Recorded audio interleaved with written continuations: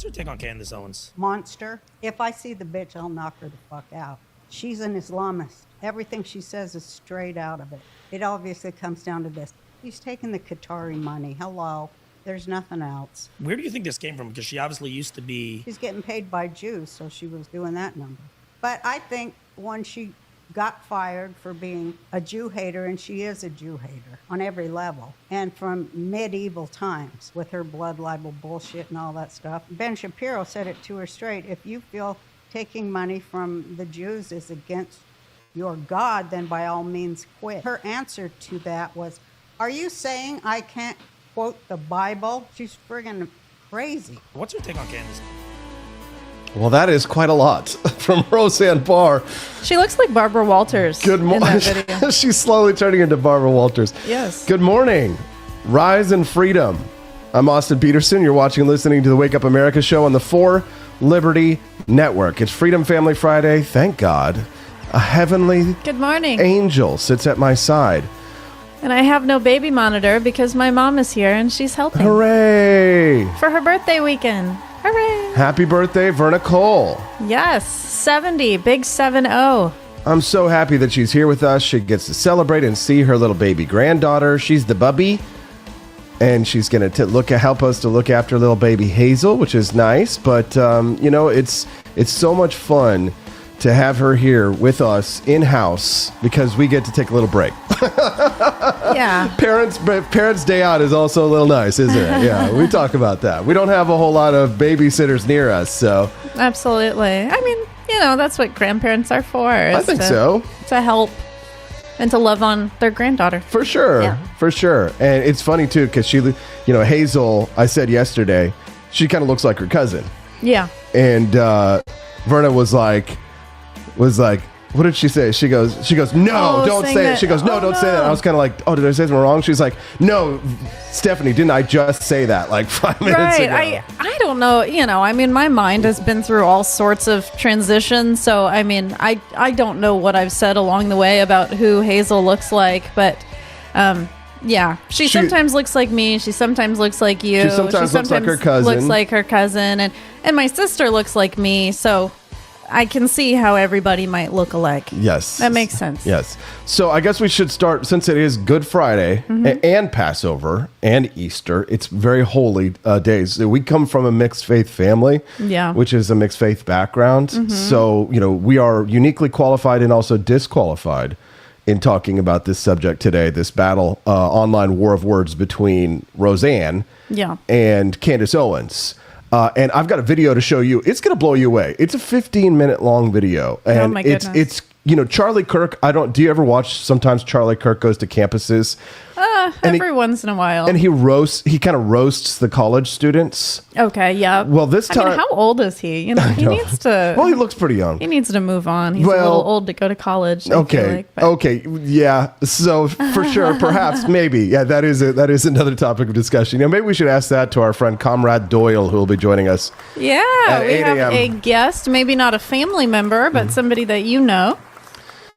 Yeah, his name's John Doyle, and he goes by Comrade Doyle over on X. I've known him for a number of years. We actually had a debate before once on The Blaze. It was him and I. Elijah Schaefer hosted it, and at the time we were talking about, I don't know, just libertarianism versus conservatism or something like that. And today we kind of got into it. We had a little boxing match ourselves last week. Oh. And John kind of fired a shot across my bow. And I was like, oh, you wanna throw punches? Well, guess what? Just so happens I teach people how to throw punches on Wednesday nights. You sure do. And of course, it's a rhetorical war of words here. But it started because Doyle had posted something. I don't remember what it was. I'll pull up the tweet here in just a few minutes. But underneath it, someone had responded that libertarians go up against the wall first. We go up against the wall first? What do you mean? Yes, libertarians go up against the wall first. So in other words, once they take over, and I'm ostensibly John and his followers, once they take over, the libertarians will be the first to go up against the wall. What is a wall? What does that mean? This is why I love you so much, because you are so innocent, Stephanie. You mean like for people to shoot them in the firing range? Yes, Stephanie, there you go. You get it. Okay. Why? Why would they be the first ones? Because they hate us. Libertarians hate us? No. Oh. Probably not John Doyle, although at least from what I'm reading of his public tweets, it sure sounds like he does. What is his background? Is he a libertarian? He was. So, I mean, he was actually, so when he was a very young man, a lot of my supporters remember who were very young have grown up now, and many of them have abandoned the ideas of liberty, right? They think that it doesn't work, right? They call themselves Christian nationalists. A lot of them have, they've become more authoritarian. Okay. And Doyle is one of those, I would say, ostensibly. I don't want to put words in his mouth. He will be joining us at 8 a.m. Right. But he took a shot across my bow because here's the thing. I wasn't even responding to what he had said. I have him on alerts, so I get all of his tweets just because I'm interested to read what he has to say. He has a lot of good things to say. Right. But when I saw somebody who had posted below him said, libertarians will be the first ones that when they take over, that they're going to put us up against the wall. I thought to myself, well, that's interesting because most of the libertarians I know there's a lot of like weak and gay libertarians out there, but most libertarians I know and that have grown up, or at least the ones around here for sure, are heavily armed and very dangerous people. Right. Yeah. And so it kind of confused me. They're in their own little militias. Right. So it kind of, like you see them at the gun shows and stuff. Yeah. All right. Like our friend, that's why we always get in for the gun show, baby. Yeah. That's right.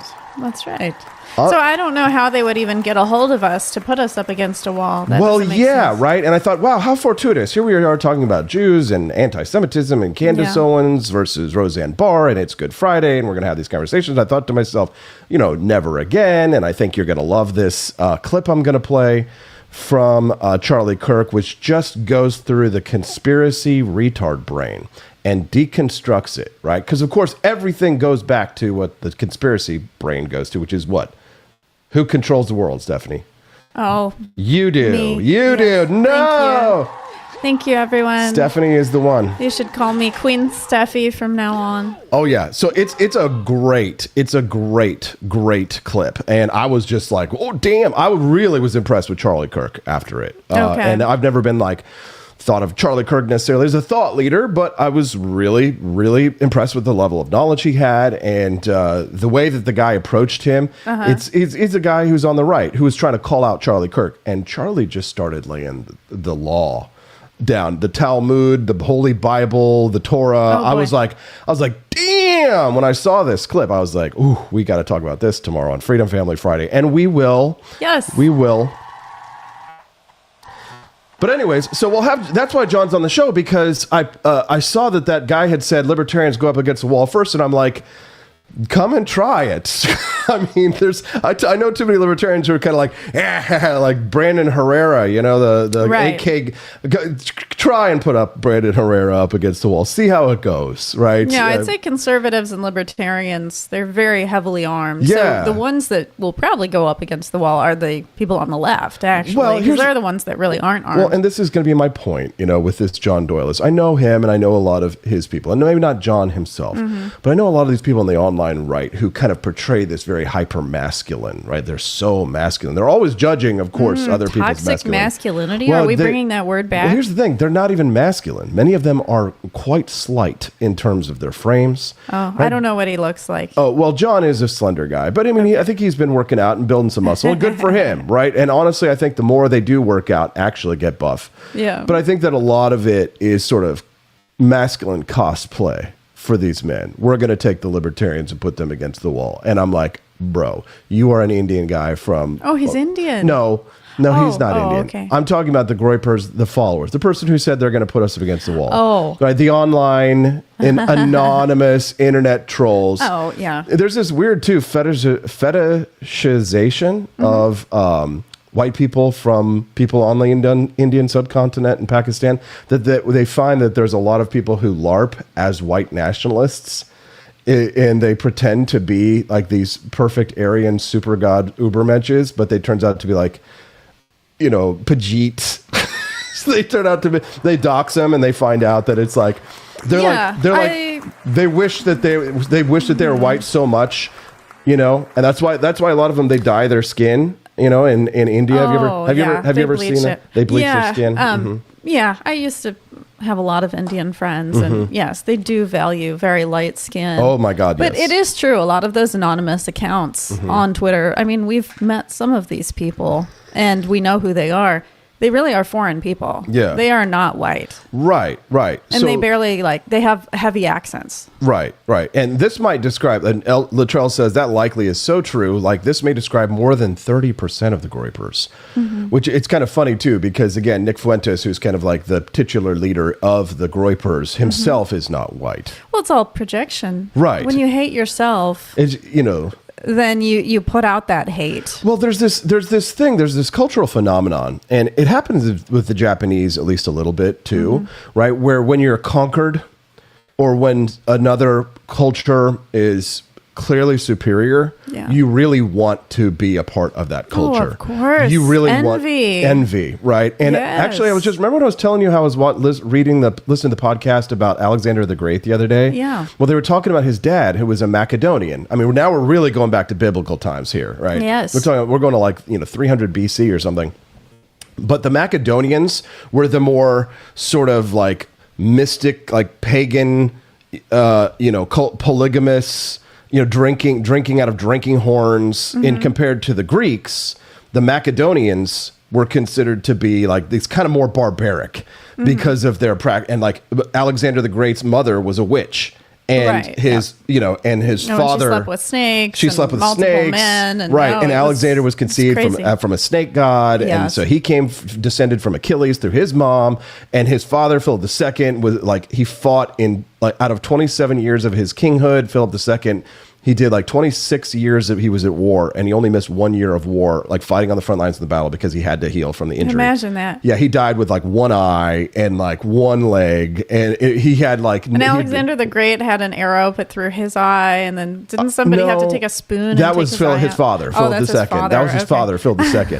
Right, but here's the thing. Crazy stories. But here's the thing. One of the interesting parts, the cultural exchange between the Greeks and the Macedonians, is that in order to compete in the Olympics, to be Greek, you had to be considered Greek. You had to meet certain qualifications. Right. And the Macedonians only barely qualified. So there was definitely a jealousy there, a sense, because the Greeks, we think about the Greeks, we only really think about the Macedonians because of Alexander the Great. But, if Alexander the Great hadn't existed, maybe it would have been his father, Philip the Great, because Philip the Great gave him this great army to fight with, and Alexander used that army to conquer the known world at that time. So we're talking about history, we're talking about prehistory, we're talking about ancient desert religions, of which you and I were raised in the traditions of, Judeo-Christian values, which the West could not survive without. The West and Judeo-Christian values are intertwined. Now, I exclude Islam from that because, of course, I see Islam as a more Eastern religion, and I also see it as incompatible with Western values because Judaism and Christianity have liberalized. Oh, for sure. We don't follow the Torah to the letter. We don't follow the New Testament even to the letter because it would be illegal, right? Stoning a rebellious son, like all of these passages, in our scripts, which command us to kill. Right. And we don't follow anymore. Oh, no. Because it's against the law in the United States. There's a secular law that overrides it. And so now we have this old, centuries old, millennia old conflict that's kind of bubbled up. And these ancient sort of hatreds and blood feuds have reignited because of all of this stuff online. So. Yeah. And I think October 7th had a lot to do with this reigniting of emotions on all sides. I think if October 7th hadn't happened, I'm not sure that people would be speaking about religion so much. Well, you see, and Stephanie, I love you so much because you are not only a wonderful, sweet, and innocent person, but you're also brilliant. You're absolutely right. Oh, thank you. Nailed it. And I think that the audience will appreciate that. Where else are you going to hear conversations like these and go back in time to Alexander the Great and the Macedonians? Arrow in the Eye Friday says, relaxing in my groin. If you appreciate content like this, guys, Show us the money. We are one half Jew. Do we have a bonus? We got a bonus content piece for you today. They're loving the Lego mini documentaries. I know, they're so cute. We need to make like Gumby ones. I know. That are like those, what do they call them? Claymation? Yes. People have been loving them. And then yesterday I just had a hit banger tweet and that a shirt came out of it. Now it's like a really hot selling item. Wow. That did go very far. Look at that. That's interesting. So all I tweeted yesterday was Woodrow Wilson Haters Club. Yay! And Boo, Woodrow. Right? I think most of us would be in that club. Yeah, I just tweeted it because I was thinking about it. Because I said something about FDR the other day. I was like talking smack on FDR. Yeah. And then everybody was like, Woodrow, Woodrow, Woodrow. And I was kind of like, yeah. Woodrow definitely sucks. So I just was inspired. So I just tweeted yesterday morning, Woodrow Wilson Haters Club. So that's really creative. I don't know. Wow. Everybody just jumped on. And we've had people buying it all. And then people are like, yesterday. I need t-shirts. So guess what? You got t-shirts. There you go. Wow, that's crazy. See, all of you give us the best ideas. Oh, yeah, for sure. Because if we don't have merchandise for something, people will suggest it and they'll say, I would totally buy this. And then we're like, okay, let's make it. So this is a great way to unlock the bonus content and join the Woodrow Wilson Haters Club official. You can there's still time to be a founding member.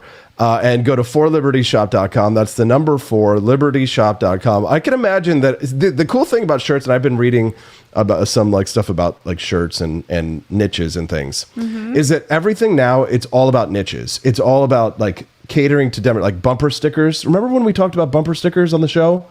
That was when we talked about like people have bumper stickers and like what kind of bumper stickers do they have and which stuff. Which ones they put on. It's kind of the same with t-shirts, right? Where it's everything's very niche. It's very narrow, like what people have in terms of bumper stickers and what they wear on their shirts. Yeah. But imagine, here's the thing. If you saw a girl, if you were out at a party and you saw a cute girl and she had a shirt on that said Woodrow Wilson Haters Club, I mean, you know that you're in there, right? It's like, okay, excuse me, hello, who's the queen? If she's a 6, then she becomes an 11. All right, I've got a meme then that I need to share for this. Yes, yeah, my car has started fresh. I don't have any bumper stickers except "Baby on Board." I need to collect some more because my old car has all of them. Yes, Drew Van Runkle says, "Ooh, I found my niche: presidential-shaped sex toys." Excuse me. What? I mean, I'm sure Trump would actually make quite a penny there. He doesn't need that. All he has to do is post a stupid meme coin and then pull the rug out from under his followers. We were actually watching such a cute video the other day. Apparently, there are Donald Trump impersonators that people hire to come to children's birthday parties. It was really good. This little boy and Donald Trump, a fake Donald Trump that looked just like him. He came into his birthday party, and it was just he was doing the YMCA dance and stuff. And the little boy was dancing. And of course, people were predictably like, "Oh, this is a cult. Oh, this is terrible." And stuff. It's like it's just a little kid. He just like Trump is funny, you know. Kids see Donald Trump and like you just kind of laugh at him because he just looks funny. I mean, just the way his hair is and the way he talks, you know, even if they have no idea what the hell he's saying, he's got a comedic flair that kids can catch on to. And I think too, when you're a child, you look up to the president. That is the biggest job role that you could ever fill in your life. And so many kids are like, when I grow up, I want to be president, because they're not in tune to this divided Democrat, Republican, Libertarian. They don't know about that stuff. All they know is that this person is on TV and they're really important. Yeah, I remember I had no idea why like there was this angst, but I remember there was like the county fair when I was a kid in the 80s, and I think the Democrats booth was set up there for whatever reason, and I walked over and like I saw my friend in school there, and then when he went in like, you know, kind of normal-ish, and then he came out really angry. And I was really confused because I was like, what just happened in there? Like, you know, he went in a good mood and he came out in a really bad mood and shouting about the Democrats. And like, you know, he's like, I want the Democrats to win. And he was just like, I don't know, just bitching about stuff. I couldn't understand, but I realized, you know, this is kind of like the mind virus of politics in some ways, right? It can catch people. It can, you know, really mess with your head. Well, anyways, we want to get to the topic. We've got Roseanne Barr versus Candace Owens. And obviously, I played that clip at the beginning of the show. They've obviously escalated it online. Here's what Roseanne had to say. She posted, "It's a very scary time for Jewish people." She says, "If the last Christian stronghold was only the Vatican, and everyone wanted that destroyed too, you better believe I wouldn't be critical of Christians at all. Timing is everything. You can just ask questions all day long, but at some point, it's not much different than just taking orders." So Roseanne, she's, I guess, talking about Israel there, right? So I that's wonder what how religious she is. I'm curious. I don't know. This is a 15-minute long clip, and because we're going to pause it and talk about it, and if you have questions, ask me to pause it. It's totally fun. But this is quite a fascinating exchange between Charlie Kirk and this young right-wing, I would say ostensibly conservative man, who has a question for Charlie. And well, just how you doing?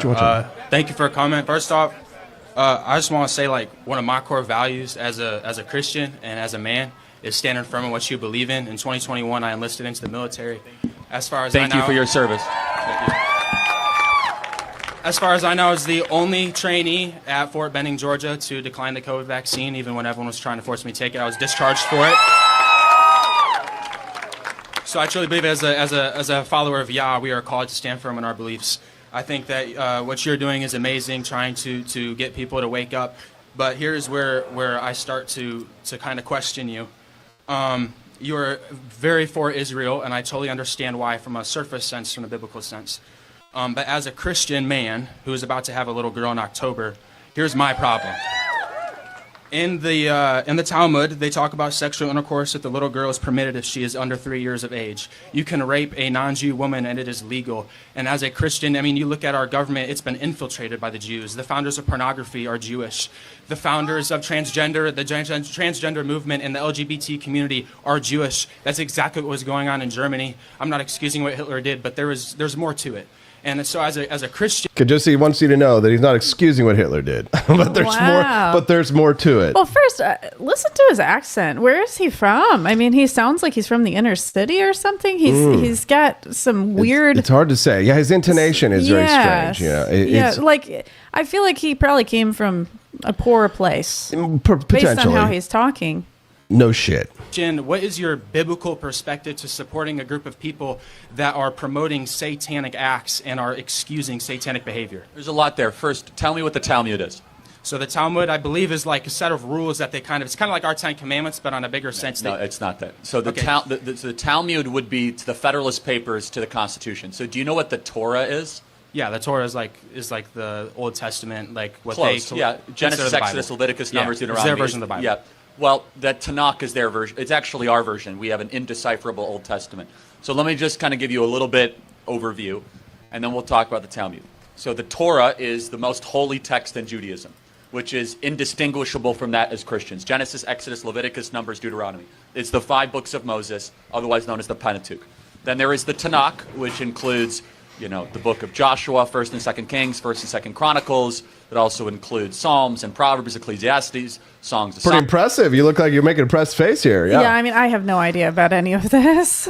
Genesis, Exodus, Leviticus, Numbers. All I know is the Torah is the scroll, and they bring it out from this nice, I don't know what it's called, basically behind these doors, the Ark. There's like an Ark. They bring out the Torah.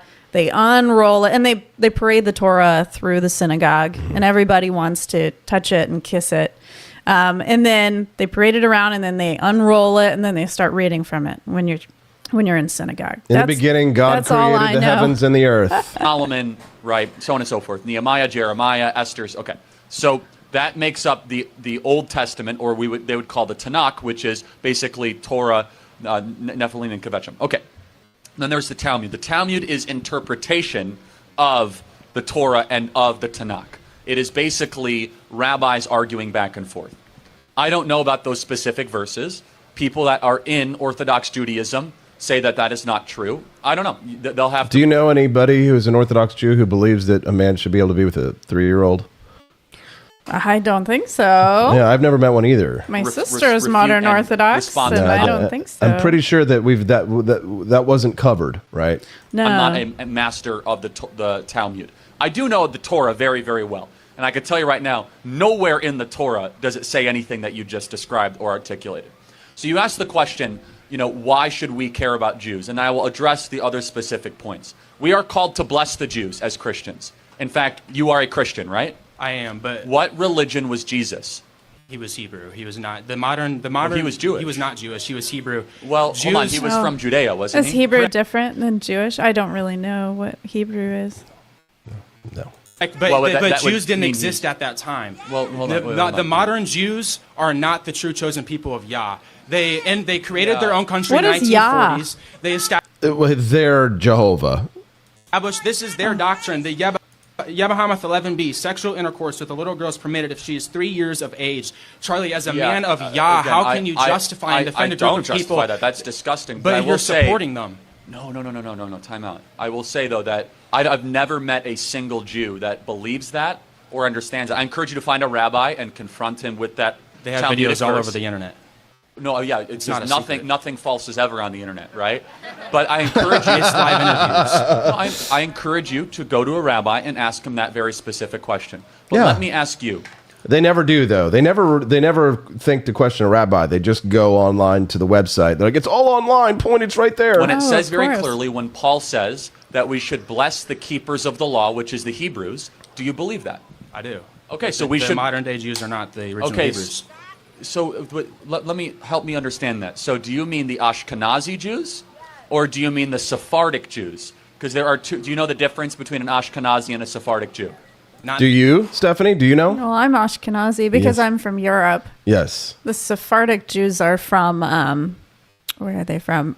They're darker skinned. In the Middle East. So they're more from Israel. Mm-hmm. But I'm Ashkenazi because I'm Polish and Russian. So what you're probably talking about is the Ashkenazi Jews. Ashkenazi Jews are Eastern Europeans that came into the region in the 1940s. Modern and they Israel. Jewish. They founded Israel. Correct? However, but tell me what a Sephardic Jew is. A Sephardic Jew are people that never left the region. They tend to be Persian. They tend to be somewhat... I'm Persian, half Persian. I'm Irish Persian. Fair enough. Really? But, Is that where the accent Jews came from? Are actually biologically indistinguishable than the original people of Israel 4,000 years ago. So not exactly sure where we're jiving that. Because that's the modern day Israel government. That's who Trump works with. Well, no, it's actually both. It's both Ashkenazi and Sephardic. It's not. Well, no, again, if you've ever been to Israel, you could tell the difference between an Ashkenazi and a Sephardic immediately. The Sephardics are like screaming. Yeah, I do not look. If you look at the Hebrew women or the women in Israel, I mean, they're beautiful, but they're very dark-skinned, dark hair. Yeah, Charlie is schooling this guy right now. It's going to get even better. Like going to, go to war, and the Ashkenazis are, having a much more liberal, Orthodox Shabbat service. But let me ask you a question. You say that the Jews run our government. Fair enough. You said that? Yes. If that's true, why is it we send so much money to Hamas and Iran? Because Israel created Hamas. Okay, wait. Help me understand this. So the Jews run our government, is what you say. Correct. And Trump met with the Sanhedrin a few years ago, and they asked him to uphold the Noahide laws, which talk about killing Christians. Well, so the Noahide laws are actually, we live under the Noahic covenant, and nowhere does it say it should kill Christians. What are you talking about? The Noahide laws are the upholding of so Trump works for the Jews. So tell me what the Noahide laws are. The Noahide laws is a group of laws that the Jews live by that specifically say that they have guillotines. It talks about the beheading of the. It starts with the G. I forget the exact word they used to describe what they would say Gentiles. They have a word noyim or something. Goy, Goy. Which means nation. Yeah. You know that word in Israel. Yeah. Do you have thoughts? I mean, I know nothing about any of this. I don't know anything about guillotines. This is all like very dark. This is nothing that you would learn if you just go to synagogue. It's the cult, right? It's the cult aspect of most of these religions, right? I mean, come on.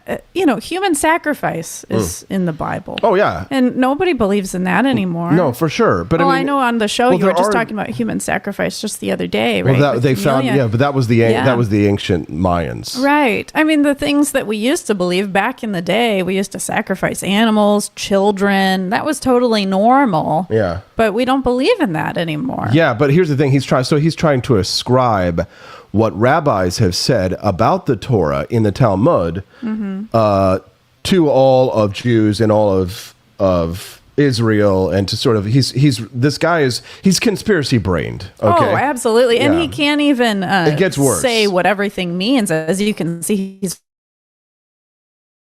really struggling to define terms. I mean, Charlie has done his theological homework. Yeah. I guess you could say Charlie might be somewhat of an expert, or maybe a step down from an expert. Well, here's the thing. I love this because this whole conversation with the Douglas Murray Dave Smith debate is that it sounds like Charlie's actually been there. But here's the thing. Yeah. This guy said that he enlisted in the military in 2021. Then he was discharged for vaccine. He didn't refusal. take the COVID vaccine. So, I mean, well, how much time did he really spend in the military? Probably not very much. Okay. Well, he led with that. Here, I'm an American hero. Okay. Well, are you still in the military a little bit? Like, this guy's shady. Do you know that? Okay. So anyone who is not a Jew is called a goy. Goy And they all deserve to die, is what they say. So is what they say. Who says that? Just make sure I understand. So Jesus Christ, who himself was a Hebraic, Torah-observant, Shabbat-observant Jew, or whatever you want to call it, right? Because Jew just means you're from Judea. That's all it means, okay? You know that, right? No. That's where it comes from. Tribe of Judah,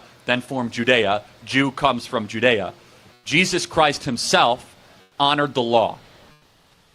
Does that mean anything to you? It does. So if we're going to say that Jesus honored the law, how is justifying and the keepers the rape of, the law. Of a child under 3 years old? That's not the Talmud is not the law. That is what they preach in Israel. They preach in their schools. They talk about it openly. I encourage you to find me a singular instance of somebody in Israel talking about the legitimate raping of 3-year-olds. That doesn't exist. Look at our government in Hollywood, who's run by Jews. The sex trafficking. The Jews run the sex trafficking. There itself, Charlie.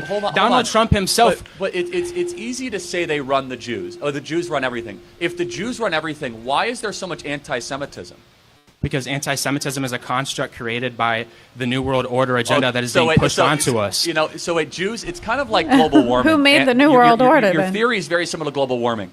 If it gets warmer, it's global warming. If it gets cooler, it's global warming. So that's one of the conspiracy brain fallacies is that everything that happens it confirms your predetermination. Yeah, he's overgeneralizing. It's the same thing with RFK Jr. with the autism and the vaccines. Mm-hmm. He said yesterday, and I played the clip, that he's like, we know that it's environmental factors.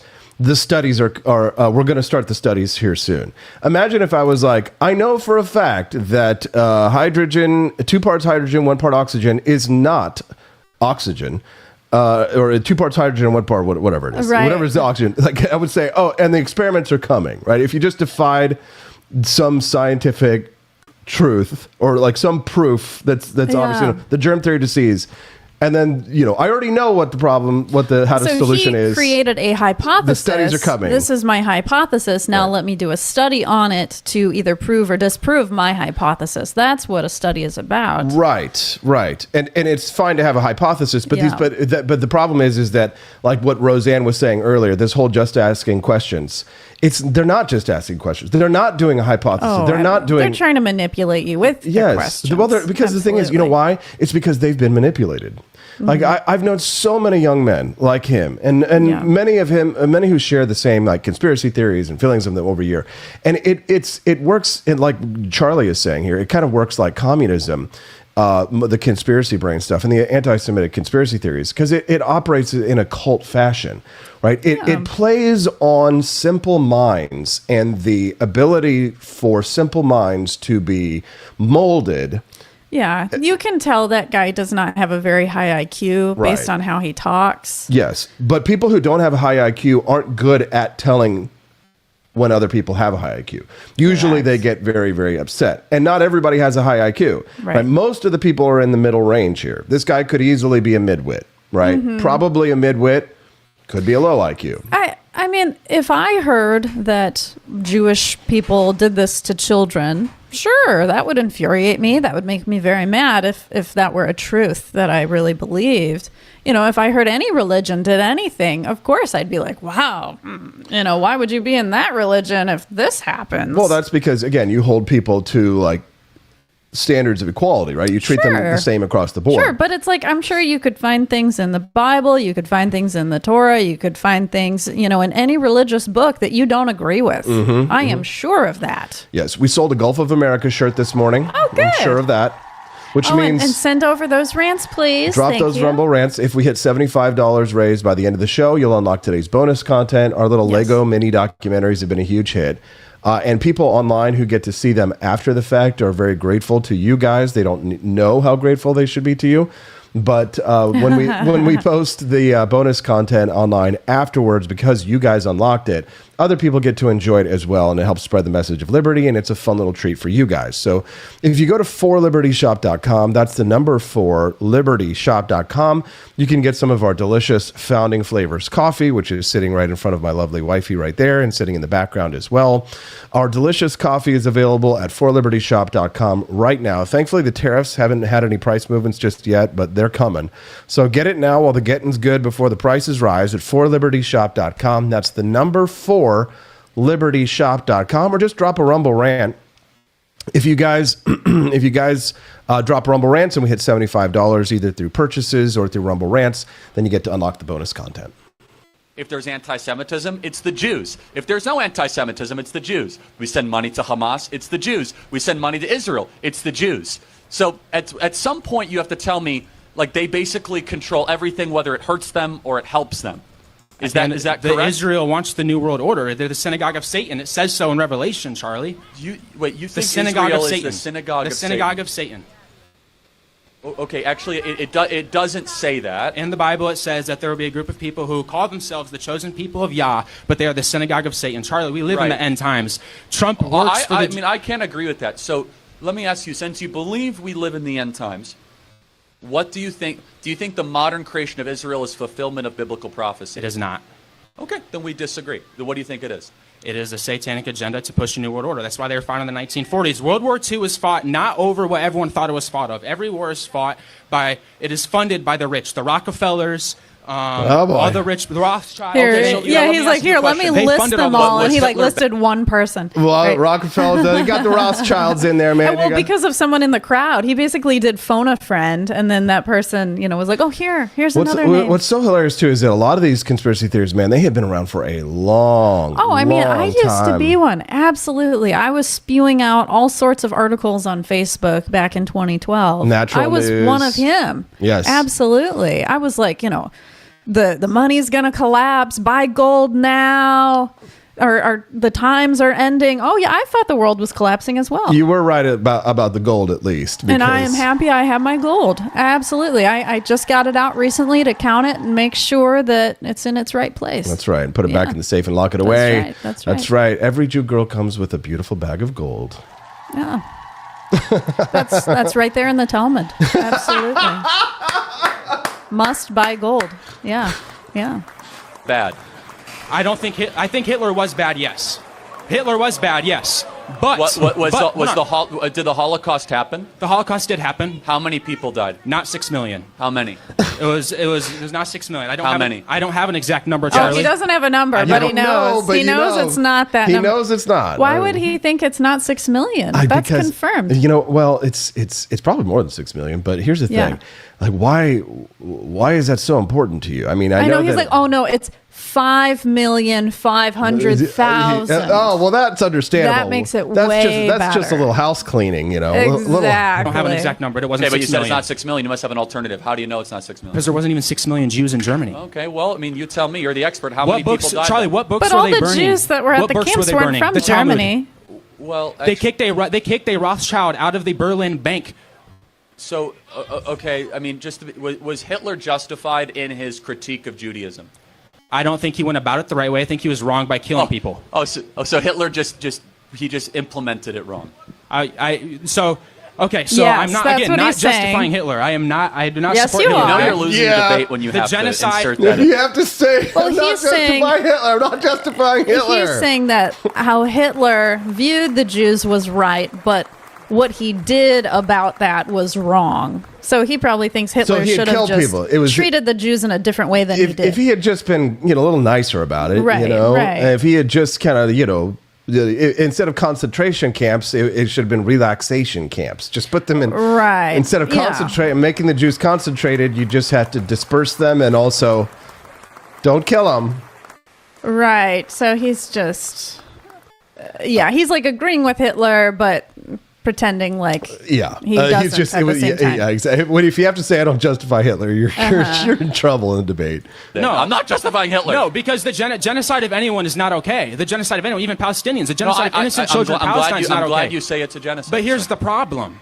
The reason why Jews have been run out of 109 countries throughout history. How many have the Palestinians been run out of? Because every time they get into a country, they try and take it over. In Nazi Germany, again, they were having transgender surgeries, underground transgender surgeries. They were promoting homosexuality in schools. They were literally preaching a pagan way of life. Wait, so who was Mengele? I don't know who Mengele is. You don't know Mengele? Mengele was You know who Mengele was, don't you? The Nazi that they found in Argentina? Oh, yes. Okay, yeah. You've told me about the Nazis that fled to Argentina. The doctor. Yes. He was the one who did the experiments on children, right? This is like these conspiratards like this guy. They talk about like the books that the Nazis burned, which were ostensibly books that talked about transgenderism or homosexuality at the time. And they use this to say, well, the Nazis were justified in burning those books. It's terrible. It's despicable, right? But they also burned books like Albert Einstein and American Jewish authors that had nothing to do with any of that stuff. They burned all kinds of books that were opposed. I think they burned Ludwig von Mises' books, right? Oh, he was Jewish. And he was a capitalist. There were Nazis that were cross-dressers, and they were gay as well. So there was all of that, right? Yeah. But he's talking about Mengele, because the thing is that like the right, of course, is obsessed with the surgery on the kids, which obviously. But I mean, what did Nazi Dr. Joseph Mengele do? Surgery on kids. Exactly. Yeah. the Nazi doctor who actually was the one that was performing so many of these surgeries. It wasn't the Jews alone that were doing this. The Nazis themselves were doing these horrific surgeries. Now, let me just kind of pause.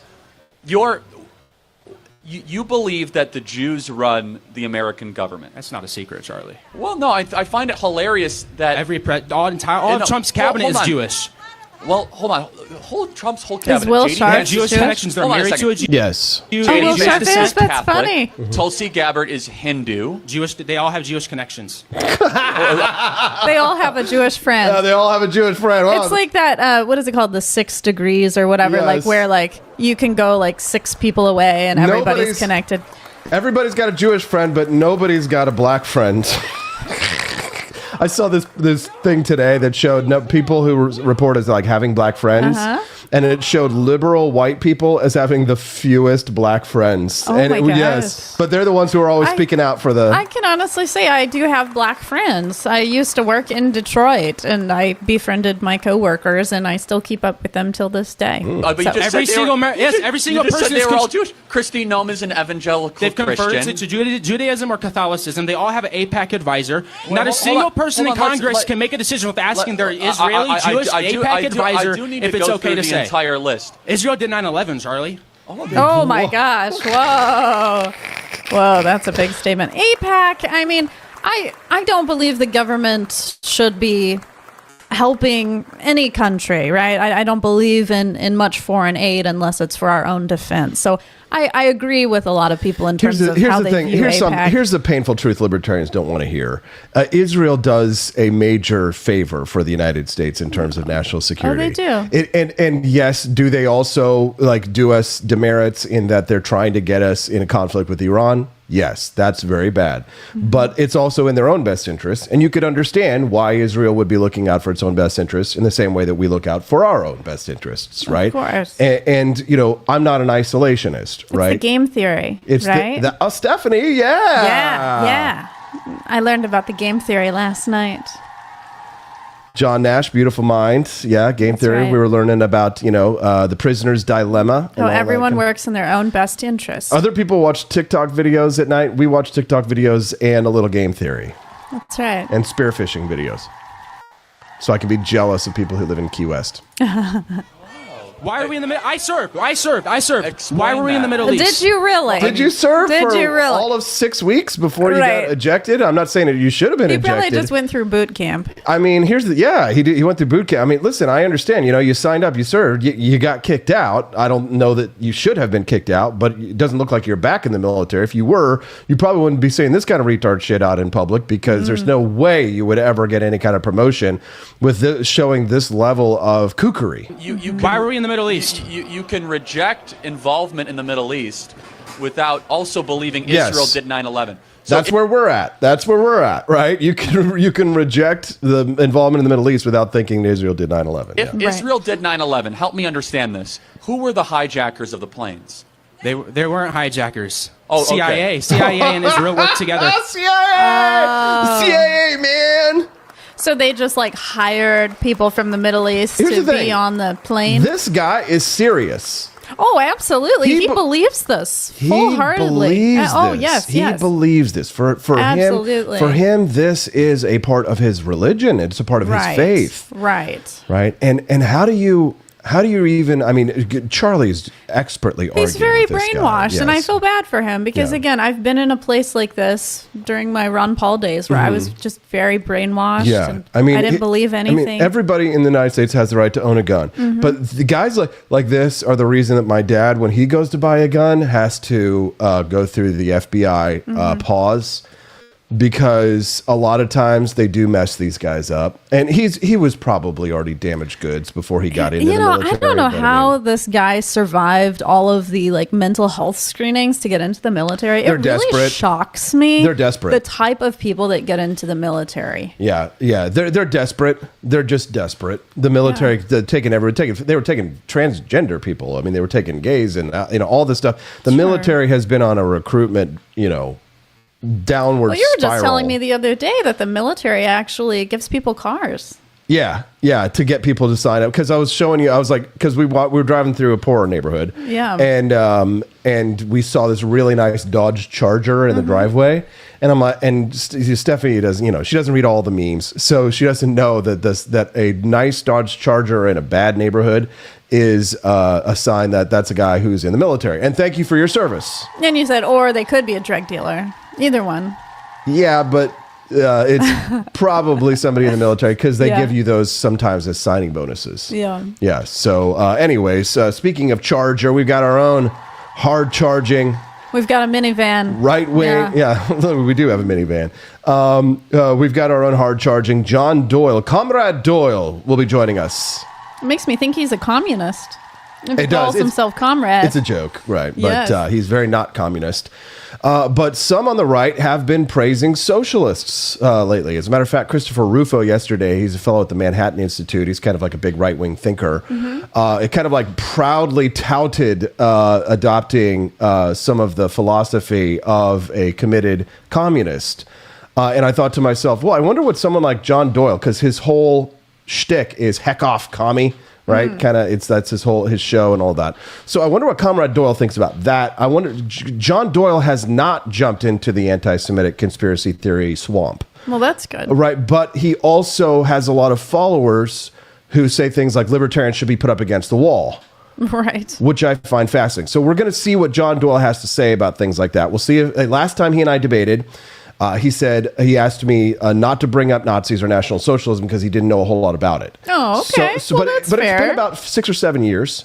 Well, maybe he's still not really into it. Well, he kind of is positioning himself as a thought leader. I'm not saying you have to go back in time and visit Nazi Germany, but it might be a good time to learn about National Socialism. Yeah. The ideology of people who put other people's heads up against walls. Happy Good Friday. We'll be right back. It's the Wake Up America show on the 4 Liberty Network.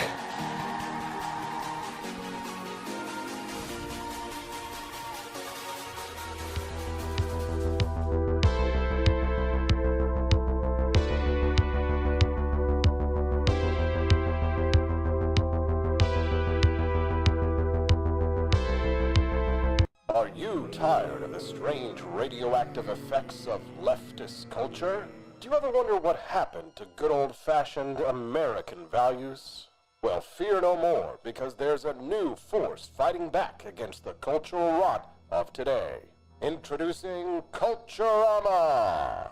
a right-of-center talk show that's taking back the future today. Hosted by none other than blonde bombshell herself, Daniela Pensack. She's not just talking, she's taking culture back. With sharp takes, brilliant guests, and a few surprises along the way. Tune in to the live video podcast twice a week, because the future doesn't have to be weird. It can be Culturama. If there wasn't going to be somebody who was a fiery champion of liberty, somebody who would get out there and who would be aggressive, and if they wouldn't do it with more fire or passion than I had, then I would go and I would fight this battle for us. I've fought for the principles that we all share. Parties tend to be secondary to me. We're here because we believe in the principles of liberty. I am not a perfect messenger, but I think I'm a damn good one. This is a replica of our first president's flintlock pistol. You have my full support, my respect, and my gun.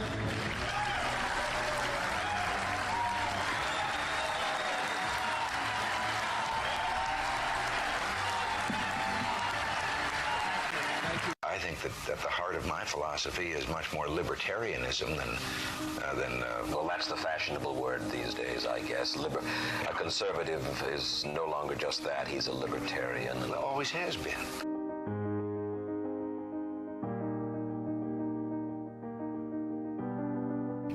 Yet any time you and I question the schemes of the do-gooders, we're denounced as being against their humanitarian goals. They say we're always against things, we're never for anything.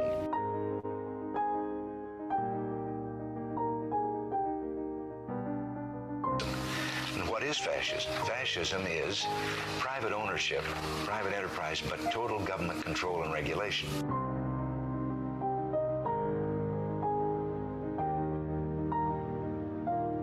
Well, the trouble with our liberal friends is not that they're ignorant. It's just that they know so much that isn't so.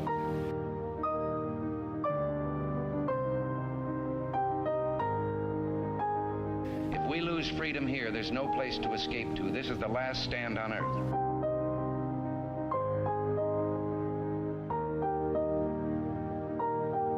This is the issue of this election.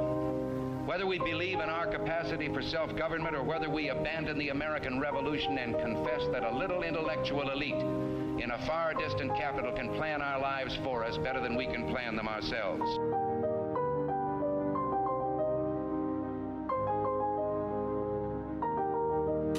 Conservative, so-called, is the one that says less government, get off my back, get out of my pocket, and let me have more control of my own destiny.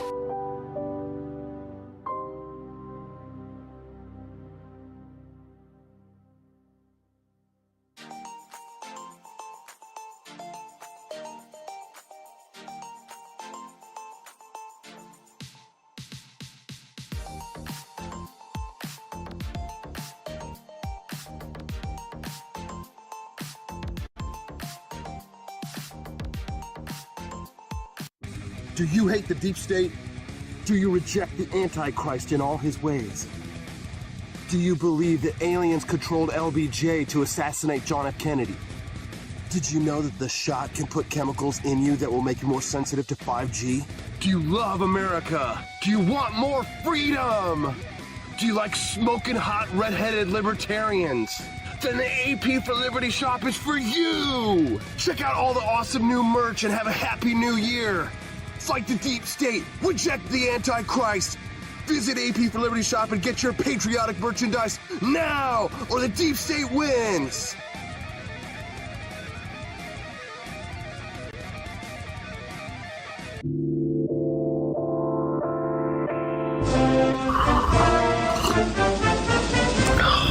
Tired of spending your hard-earned money on woke corporations that don't share your pro-freedom values? Fed up with sipping liberal lattes and progressive cappuccinos? Introducing Founding Flavors from AP for Liberty Shop. Get your day started with Washington's Revolutionary Roast. As robust and principled as the man himself, this blend is the shot of energy heard round the world. Or maybe you want to taste the fervor of freedom with Adams's Patriotic Perk. It's as dynamic and balanced as the U.S. Constitution, sure to awaken your spirit of liberty. For the aficionados, we've got the Jeffersonian Java, a complex mix of flavors that speaks volumes about your refined tastes. And don't forget Betsy's Liberty Lullaby, our decaf option, crafted with the same care and dedication Betsy Ross put into our Star-Spangled Banner. This blend lets you enjoy the taste of freedom anytime without losing sleep. No woke beans here, folks. Just pure, patriotic, pro-freedom flavors brewed with love for liberty. So why compromise your principles for a cup of coffee?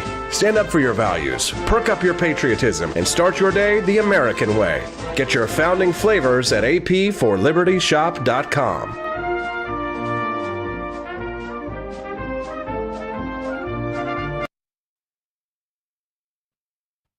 No. Explain to me what happened on the aircraft.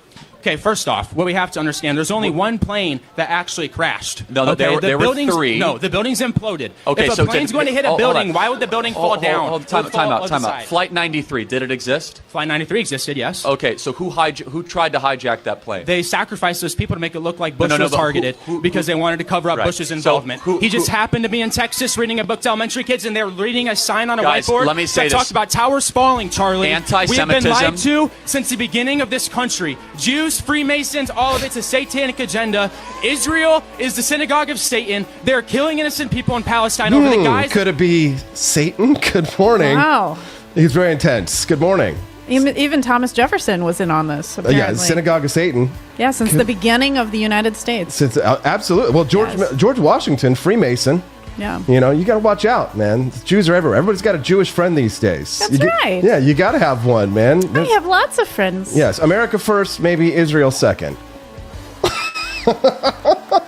All right, it's the show that offends everybody. The Wake Up America show with Austin Peterson. All right, so a long, long time ago in a galaxy far away, I ran for president of the United States as a libertarian, and I met my next guest. He's going to join us here in just a second. His name's John Doyle, and I got a lot of John Doyle is one of the very few people on X that I have notifications turned on for. Wow, he's special. There's like 7 people, and it's like... You had me muted when we first got together. Well, you were really trying to like date me, and it was a lot. I just had to like focus. Yes. But we're married and we have a child, right? We're, I would say, living like in some ways an ideal conservative life, yes. Right? But John, you know, he was a supporter of mine during my presidential campaign. We had a debate at the Blaze like 5 or 6 years ago, don't remember. Mm-hmm. And at the time, he's like, you know, I was a big supporter, but now he's kind of become more conservative, you might say. Mm-hmm. But he's not like Israel did 9/11 and the Jews are the synagogue of Satan conservative. Right. So he gets a lot of crap for that because he hasn't kind of become a groyper. Mm-hmm. But the other day when he tweeted something, and since I read all of his tweets, I was just seeing the comments. Somebody said, libertarians go up against the wall first. Mm-hmm. And I was just kind of like, what the hell? I was like, oh, that's really weird. I wonder what John thinks about that. Well, he's here. So let's talk about it with John Doyle right now. Good morning, Hi. Comrade Doyle. Good morning. Yeah, thank you for having me. I read that back and I felt so bad because I saw the original exchange and some guy was literally just like, yeah, we're going to kill Austin Peterson. And then you were like, what? come try it. And without reading that, I just like sent out this like libertarianism is the ultimate nihilism. I was like on my second or third cup of coffee, so I was just having fun. And then I read back the whole exchange and I was like, okay, that was not very nice. And so that's why I DM'd you and I was like, let's come on this show, let's flush out. And then when you called me this morning, you're like, John, we have to defend the Jewish people. I was like, hold on, let me put on my pants. I'll be right there. So yeah, I'm glad to be here. Well, listen, I mean, if I'm the first one to be up against the wall, I'm definitely fighting till the death. I mean, and if they're coming for the Jews next, I mean, I imagine there's going to be a lot of there's probably going to be a lot of Jews on my side, you know, because anybody who's for putting people up against the wall is the enemy of everything that I stand for. And I kind of feel like the point of a liberal democracy with a constitutional republic that has liberal democratic aspects. The whole idea is that we all get to kind of weigh in on things, but the republic side means we're well armed. But I think you know what I'm sort of getting at here with this conversation, John, is that, you know, you've sort of avoided the Groyperization that has occurred amongst the online right. I mean, I know you consider yourself to be a Christian nationalist. So how do you kind of square the circle with, because I'm told this isn't happening, but if it is happening, it's good, right? And here's why we should have a Christian nation and, of course, murder all the libertarians. You know, where do you diverge from that? I don't identify actually as a Christian nationalist. You know, I've read the book and I have a lot of respect for the author, but my problem with Christian nationalism is not that I have a problem with Christianity or nationalism, but I think that when you combine those things, it kind of takes what is good about both of them in terms of a political project and it kind of dilutes it. I think that taking a Christian right and applying the word nationalist to it seems to be a strategy to give Christians permission to have teeth that they feel like they maybe haven't had with their prior political projects. And then taking the word nationalism and applying Christianity to it, I sort of have an issue with, because then you get a lot of people who are, for example, from like Ecuador or Guatemala telling me like, hey man, you're saying I can't be an American too just because I'm not like, you know, born there, but I'm a Christian. I thought we're all supposed to be united. And it's like, so it's almost just like another kind of civic nationalism, but through, you know, invoking the name of Christ, which I don't think is appropriate. So I wouldn't identify that way. I actually think that you and I, you know, and I think we fleshed this out in our first conversation a few years ago, pretty much agree with like our ideal society. And that's why I was able to kind of go from being a staunch libertarian to being now more right-wing. I see a pattern with a lot of young guys who are like that, where now you're almost skipping that libertarian phase that you go through and becoming like further right, not because you disagree with the ideals of libertarianism, simply because it's like, okay, in 2025 America, I don't see a path forward to reach that society without maybe getting a little bit ugly with some of maybe the policies we're passing in terms of how people's rights, you know, like I saw a tweet last night, for example, with Peter Thiel's company Palantir. They had developed this like project for the State Department or for DHS or whatever to be able to like track and locate people who aren't supposed to be here legally. Now, in my libertarian phase, I would have been like, this is horrible. This tool that the government's using, it's going to be turned against us. But now it's like, dude, I don't know, man. I don't see another option. And I know that there are a lot of smart libertarians. I mean, maybe some of the smartest people on the right would be reading that kind of stuff anyway. But what I think tends to happen is that when you profess these ideas of, you know, personal freedom and individual liberty, and, you know, I think it was you actually who famously had the line of the gay couple defending the weed plantation from with their AR-15s, that puts a sort of bat signal up to attract the people that I was describing, frankly, in that tweet that I wrote, that are people who, like you see at the New Hampshire Libertarian Party, these people who do just literally just want to like smoke weed and dress up as animals and have sex. Like that is what tends to be attracted to those. I know that's not all libertarians and probably not even most libertarians, but it does tend to be a vocal for amount. For sure. And but I mean, I guess we probably shouldn't all be judged by the worst aspects of who, you know, what our groups are, right? I would think that I would think it should be, like you said, most of the smartest people on the right tend to be libertarians, right? They tend to be the ones who are those bookish types. But when you say that you know, young people skip their libertarian phase, I think I understand what you mean. Of course, when you talk about the consequences of the thing that comes back, it hasn't come back yet, right? So we're still kind of like fighting the previous generation's wars over things like the Patriot Act, where like, you know, the excesses of the right came back to bite us in the ass, and it certainly did for the October 7th, not October 7th, but excuse me, the what was the other October 7th? It was the storming of the Capitol. January 6th is just as bad, right? A complete and total massacre.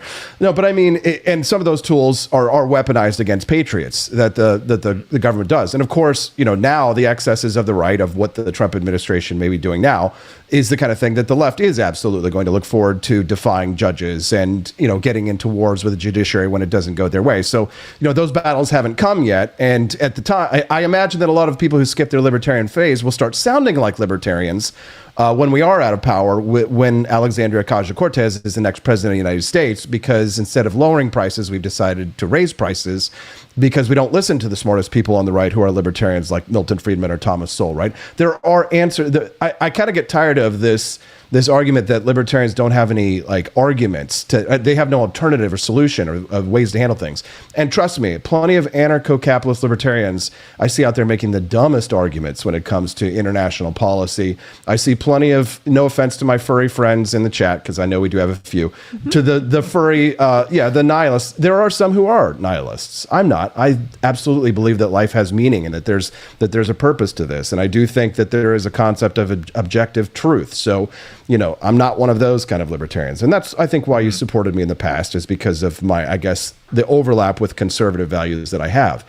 But in terms of conservatism, a lot of the online young right, they don't consider themselves to be conservatives, right? So when we're talking really about what is a post-liberal right? Proud post-liberalism, which in my mind, really the only thing that like makes the United States different from other countries is the fact that the United States is liberal compared to the rest of the world. Not bad liberal, but good liberal. I mean, would you agree with that? In some sense, the circles that I run in would cringe at that term, maybe in the same way that you would, but maybe not for the same reasons. Like when I see guys who are like, I'm a post-liberal, it's like they're trying to do this shtick where it's like, no, you don't get it. Like I'm actually really edgy because I reject liberalism in its entirety, which means I think the founding fathers are bad because they were Freemasons. And it's like you get these guys, and usually, frankly, and I know I shouldn't say this as a Catholic, but usually they're Catholic, and they are fucking dorks, frankly, and they like identify as post-liberal, and they use that as an excuse to like shit on the founding fathers. And as an American, like that's not something you do, but they do it because they're like, oh, well, they were Freemasons. The Constitution was set up to fail because it was written in liberal terms. And it's like, look, dude, I think that the founding fathers, and I know this is like not exactly a controversial statement, I think they got pretty much everything right. And maybe what they didn't get right was their expectation for people to simply like continue listening to them. But if you go back and look at like their answers to the biggest problems we have today, immigration, voting, private property, like they were pretty much all the way there. And so I don't think it's right to attack the founding fathers. Well, it's what a lot of these post-liberals want to do. Well, and you see that, it's funny too, you see that with Ronald Reagan, for example. They're kind of, they're talking about Ronald Reagan. He was too libertarian, right? And I for the beginning of my political career, all I heard was libertarians shitting on Ronald Reagan because of the war on drugs, the 1986 machine gun outlawing, and the amount of spending that he engaged in order to try and undermine the Soviet Union to bring about the fall of communism. But the post-liberal nerds that you're talking about there, the ones who are going to put me up against the wall, they are now saying Reagan was too libertarian. So there's very big disconnect here, wouldn't you say? Yeah. Yeah, and it's like Reagan did actually do some pretty good stuff to combat like the period equivalent of DEI and, affirmative action. Like he at least tried. There was an effort under his administration to do something quite anti-libertarian with, creating a sort of American version of like the Japanese Ministry of International Trade and something, their MITI or whatever. And it was actually the libertarians, I think, in the Reagan coalition, which pushed back against that. But the reason they don't like Reagan is because they view Reagan to be a sort of avatar for their dad's conservatism, and they want to be the new kids on the block, and so they want to attack Reagan. So they've got daddy issues. They've got daddy issues. Is that what you're saying, John? That's certainly part of it. The mommy issues are actually bigger, though. I'm a young male, right? The mommy issues. You're right. A big problem. Explain that. Explain the mommy issues and how they've manifested themselves. Oh, man. So it's like you can have, daddy issues, and you might be like, I don't know, maybe not quite socialized. You might never have participated in sports. But the mommy issues are, in my opinion, when you grow up under a very like overbearing, over-nurturing mother, and she kind of keeps you dependent upon her. And I'm not saying this makes her a bad person. I don't know the circumstance, but I mean, mothers do have like that kind of instinct, and sometimes it goes a little bit too far, and you get like, Munchausen by proxy or something. And I think when you have like these young guys who grow up in these environments, they don't quite develop properly, and they develop a lot of weird proclivities in terms of their social behavior, I guess I'll say. The way that they speak to women, if they speak to women at all, they'll always be like, oh, I need like a mommy GF. And it's just like this very weird. Yeah, it's like I don't know how to put my finger on it. Well, exactly, it's funny because they're like I know it when I see it. Well, they're like the first people to call other people degenerates, right? And yet it's there's a lot of these kids. They don't have wives. They don't even have girlfriends. Are they the quote unquote nice guys? Some of them, right? Well, they just want to. Nice guys tend to be more on the left because those are the guys who are like, I'm not like the jerks. I believe in your rights. And then you've got the guys on the right who would be like the mommy issue guys who are the I hate to use this word as a pejorative because there are so many very high quality incels, but those would be like what you would call like maybe the incel types. And not all of them have these issues, but a lot of it is because of that. And they use the word degenerate in a way that's like kind of foolish because they are themselves, as you pointed out, living in a degenerated state where it's like, okay, your dad, your grandpa, these guys were dating women, talking to women, and you're not. And I understand that like the victories of feminism have made it like, you know, illegal, for example, in the case of recently we saw like the Greg Gutfeld show, the guy like asked a coworker out on a coffee date, now he got fired or something. Like there are these sort of like feminist problems that have made it difficult for men and women to get together how they would have normally. But there are also a lot of guys who are like legitimately just autistic teenagers, and they're like mad at the world, and they're calling people degenerate for behaving the way that men have always behaved. You go out and you drink with your friends, you're a degenerate. You should be, you know, at home with a wife or something. And they're usually never at home with a wife. We were kind of joking too that like at least 30% of the Groyper movement is made up of Pajeets from India who are LARPing. Oh, no, as far white. more than that.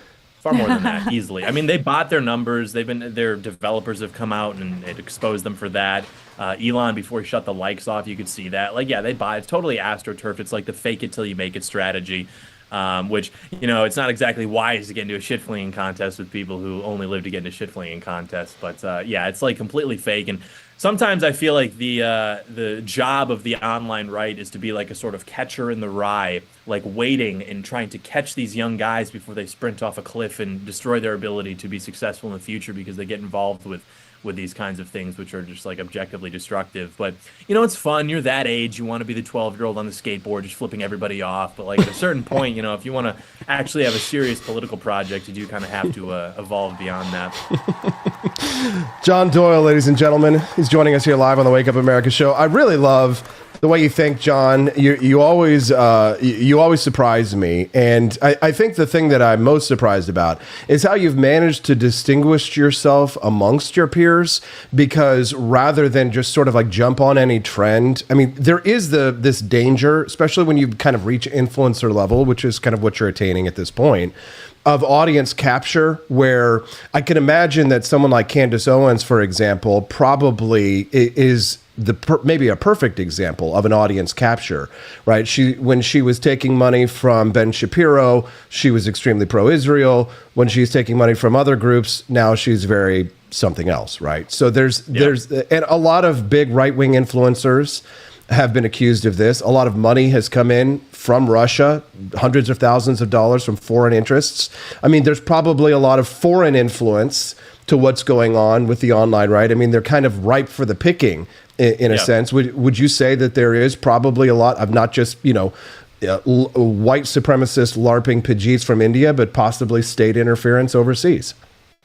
Oh, absolutely. Yeah. I mean, foreign governments have an incentive, obviously, to sow political division in this country. I mean, you see even a lot of that with like the Russian and Chinese money that goes into funding these NGOs that facilitate the mass, you know, migration of people into the country prior to Trump, you know, effectively shutting that down. But, you know, everybody just found out about like the Israel lobby and Israeli money. And so it's like the only toy they want to play with. But it's like, dude, I mean, that book that everyone thinks is so edgy, the Israel lobby, you can get that shipped to your house for 2 days from Amazon for $11. Not anymore, thanks to Trump's tariffs. Thanks a lot, Trump. Yeah, well, this is not like some like forbidden fruit. You know, you were seeing, I mean, I'm pretty sure the book was written by Ivy League or Ivy League adjacent professors like Stephen Walt or something. And it was debated at like, you know, these very prestigious campuses. So like this idea that like foreign aid to Israel, something you can't talk about, is just completely retarded. It was actually originally a leftist talking point, and now it's being adopted by the right. And so these kids who literally, you know, they like, I saw one, for example, who's doing some interview. I guess he's running for the governor of California now, and he's like, when I was red pilled a year ago, I didn't know about the Jew. And it's like, it's like one shot at his brain. It's like ayahuasca. It's just like totally like mind rotted forever. But no, there's certainly a lot of foreign money, but that's almost too charitable of an explanation, to be honest. And you may even agree with this. Dealing with enough people in politics and in media, it's almost too nice to say that they're getting paid. A lot of it for these people is literally just they've never gotten attention before in their lives. Yes. And so they will literally be broke and starving and have no future prospects, but they've never gotten tweet likes like this before. Yeah. They've never gotten people calling them freaking based like this before. And so they will kamikaze themselves if it means just a little bit of taste of that engagement. You're right, John. Man, you see, exactly. This is why I turned on my tweets. I follow Comrade Doyle and I turn on his notifications. So if you are not following Comrade Doyle, make sure that you're doing it at Comrade Doyle. Stephanie was a little confused because she didn't understand why your name was Comrade Doyle, so I had to explain to her what heck off commie was, and this sort of like leads me into like the final phase of this discussion, John, and then we can wave you off and say thank you, and hopefully you'll gain some new followers from this. But in terms of commie, right, one of the sort of themes that I've been seeing in the sort of the trend of the radical right now is this lack of aversion to the ideas of socialism.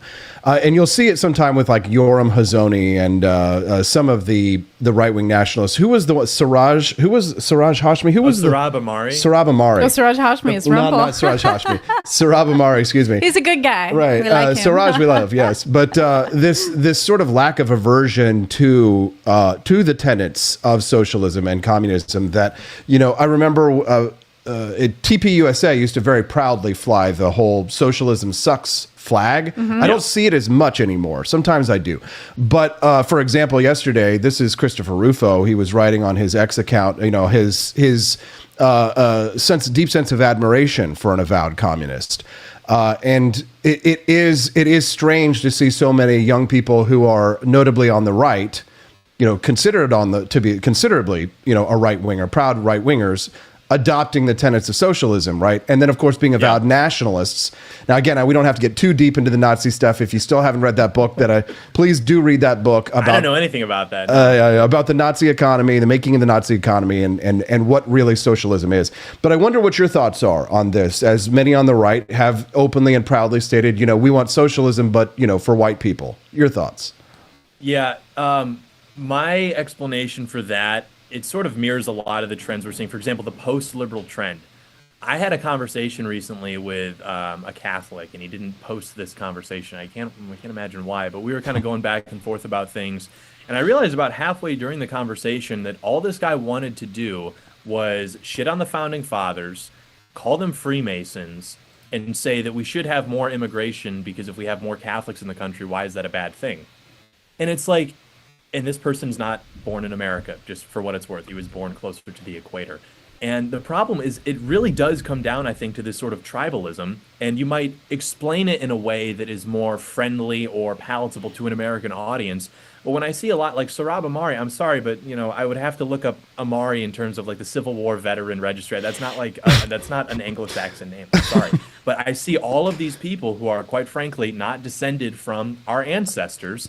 And they are articulating these things which, at the end of the day, mean that our way of life needs to go away and become something more like what you see in the third world, to be honest with you. Like this idea that, you've got all these people who are now occupying space on the right, and they're saying, oh, capitalism is bad. The reason your country sucks is because of free markets. And do I agree with, like, total open borders, free trade?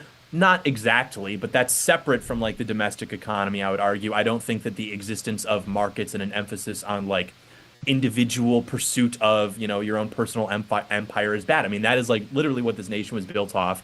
And so there seems to be this like pathology where you've got these people who want to demonize the way that people have done business and existed in America for hundreds and hundreds of years, frankly, prior to the arrival of their very recent ancestors onto our soil. And so I see these ideas taking, sort of catching wind in the right, where it's like, we're rejecting capitalism. That's the problem.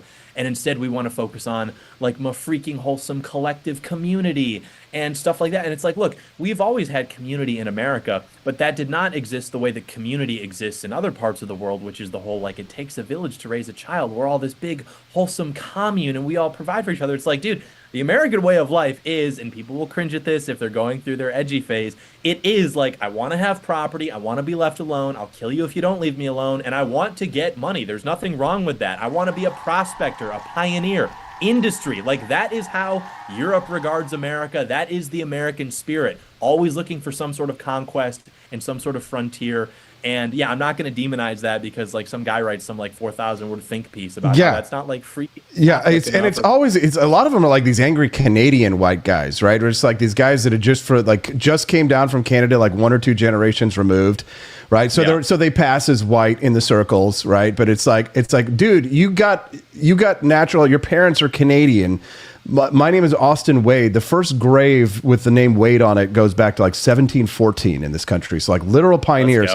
And I have to listen to them like lecturing me about ethno-nationalism and like, their racial identity and all this kind of shit. And I'm like, get on the fucking bus and go back to Canada if you don't like America, because socialism, like you say, it is a third world country. And that's kind of been some of my problems with the right, especially like people like self-identified as like MAGA Republicans, is this concept. They're adopting a really sort of strange European Toryism, right? Which it's wrapped up in populism, right? But like conservatism in the UK is not like conservatism in the United States. What you've articulated is the American cowboy style of conservatism, which was always about God, gold, guns, and women. We loved our women, man. We had cowgirls too. Yeah, the women that were descended in the United States, strong, tough women out on the plows, right? You didn't get that unless you were in like, the Balkan states or far Eastern Europe, not Poland. But here in the United States, we're just completely different than the rest of the world. We're not like Canada. We learned how much Canada hates us recently, but I always knew how much Canadians hated us, but the rest of the country is now finding it out, which I think is actually a blessing for this. I'm not in favor of the tariffs, but I am in favor of like Americans realizing how much Canadians despise us and talk shit on us, especially when they go overseas, which I do not appreciate. And honestly, I love Mexico, but it is a third world shithole and they need to get their act cleaned up. And if they don't clean it up, then somebody like Trump or somebody else is, and I'm not going to cry when the cartels die. I'm not, obviously I think the war on drugs is a problem of our one addiction to all these chemicals, which will never stop. And so we've got to figure out something. And then of course the stupid, wrong-headed, boneheaded war on drugs, which punishes people for their vices. But I guess I do have one last question for you, and then I'll let you go, John. I want to let you promote all your stuff, of course. How's Trump doing? I think he's doing pretty well. There was always this sort of mystery as to what the second Trump term would look like. That was like always the big debate between, 2020 and 2024 was it's like, okay, well, are you satisfied with his first term? What's his second term going to look like? And there was a lot of just sort of trusting the plan, so to speak, with that. Now, that being said, I don't think his first term was unsuccessful. I think that his political project was so grand that you almost had to evaluate it based on the like only heuristic of, is he going to drain the swamp or is he not? But he did still, had a tremendous economy that he sustained until they nuked it with COVID. And he did recover that by the end of Q4 when he was leaving, though, I think. So he did a pretty good job all in all. It didn't start any new wars, famously, even though, he almost got us on the brink of World War III a couple times there, his critics will say. But so far, I think he's doing pretty good. There's not a lot that I'm seeing where I'm like, this is a big misstep. It seems to be more just like wrestling against the bureaucracy to try to get his agenda done in alignment with the authority that he's been granted by the Constitution. And of course, you have this like just disgusting mass in Washington that has an incentive to push back against that. But he doesn't seem to just be completely walking away from his promises. So I do once again want to just trust the plan and assume that he's got the right people just wrestling against this Leviathan in Washington. But I'm certainly not disappointed. I'm happy even just to like remind Americans that like you can have a future again. This can happen. You can win.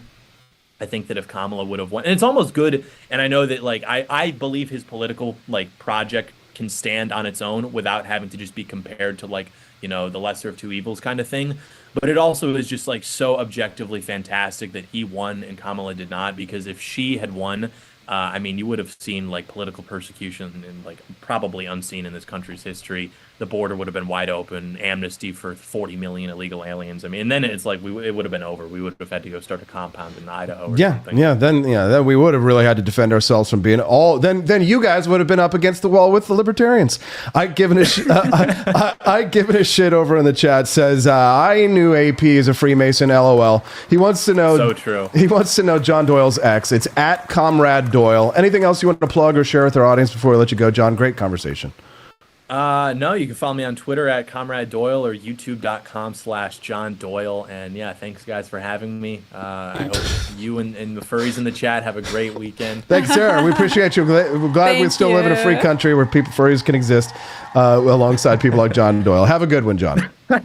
Likewise. There we go. Not bad. Steffi. What do you think? Wow. Interesting guy, huh? A lot of the conversation was very underground, I guess you could say. Sure. Where it's like those of us who aren't really in touch with the online zone. Sure. We're not really following. Yeah, like a lot of this stuff I was like, what is going on? And thank you for hanging out. But he seems very, very smart. Yes. Thank you for like hanging out with me during that, because Oh, absolutely. I was just trying to follow and be like, okay. This is right. This was the only kind of time I could get him, because he's really busy, and it's hard to get people up this early and get him on a podcast. I mean, I'm sure our audience totally understand. I'm sure a lot of them did. A lot of them did, and they unlocked the bonus content. They were loving it so much because our friend LW78 and Quest Fanning and Brad Beckman stepped in today and decided to do a little shopping. Actually, I know. Thanks, BB. Treat yourself. Treat yourself. We've got like a dozen interviews that we have to do today with the Battle of Athens stuff, and it's coming along so nicely. The big shoot. Yes. We are still. So your donations are going towards the documentary. Absolutely. So please do drop those Rumble rants. Continue to support the Wake Up America show. The best way to do it is either through a Rumble rant, like you see L-Dubs and Quest Fanning have done, or you can also go to forlibertyshop.com. That's the number 4libertyshop.com. Our new, strangely, hit t-shirt is the Woodrow Wilson Haters Club. Oh, and I pulled up your Boogaloo t-shirt. It's on our website as well. So the shirt that you're wearing right now is on forlibertyshop.com. It's the Boogaloo t-shirt. So if I type in Boogaloo, here's what I find. Yes. A guy handling his weenie dog there. Yes, and if you see you'll see two of them. If you see one that says Walton and Johnson, don't buy Walton and Johnson, and just buy the regular one, okay, guys? So a lot of people may be confused about who Walton and Johnson is. Yes. So they're actually a radio station down south in the Texas area, and we make the merch for them. And so they tell their listeners from their radio station to come to our website to buy their merchandise. So we label it Walton and Johnson so that their listeners know to come. So we apologize if it's confusing, but it's just that we provide merchandise for other companies, including Judge Napolitano as well. Okay, well, thank you very much. I appreciate that. Yes.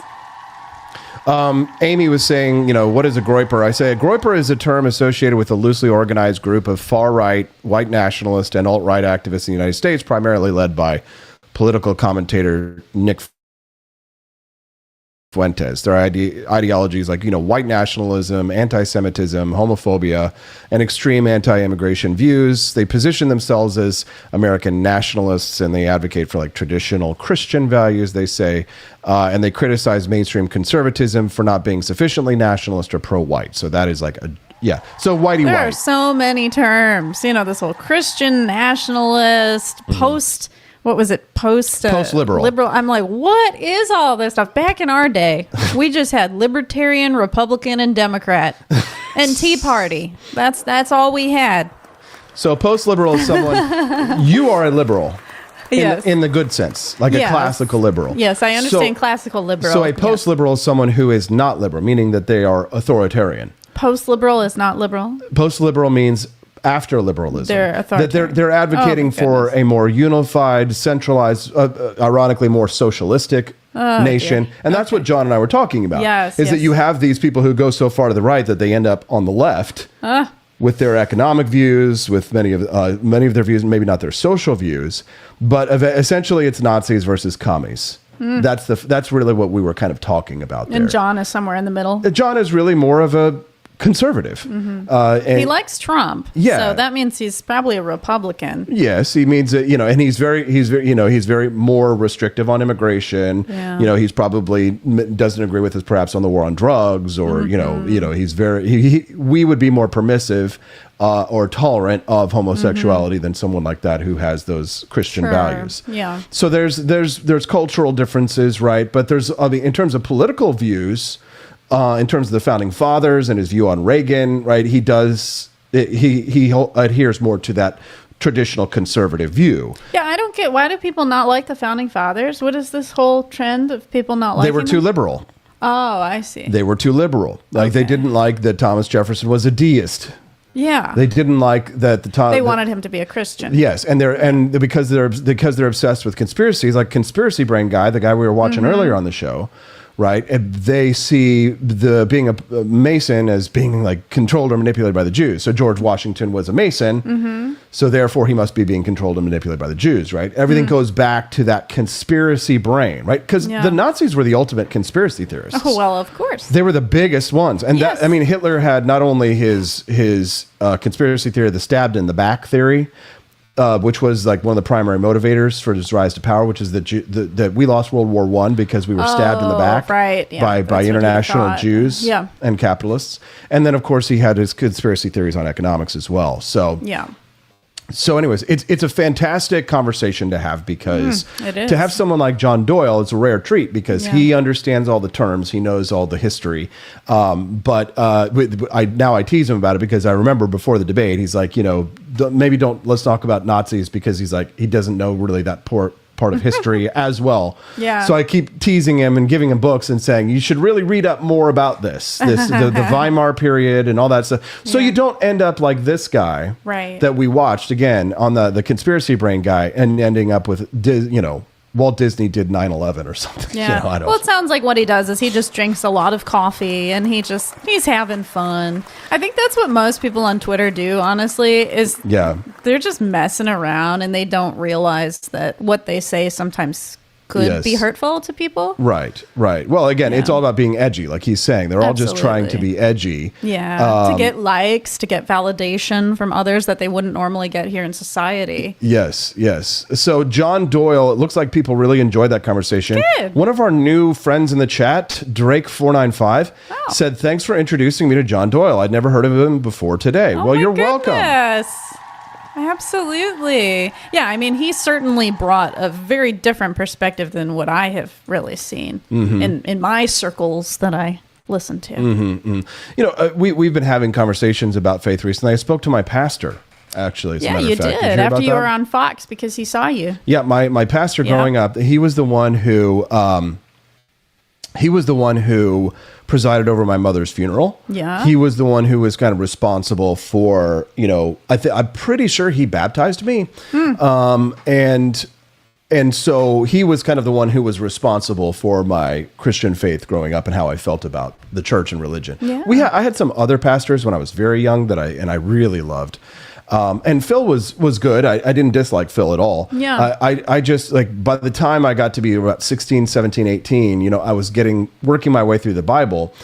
And again, this is not about him. It was just that I get really bored very easily and I don't have a lot of patience. Yeah. That goes for everything in your life. Yes. Yeah.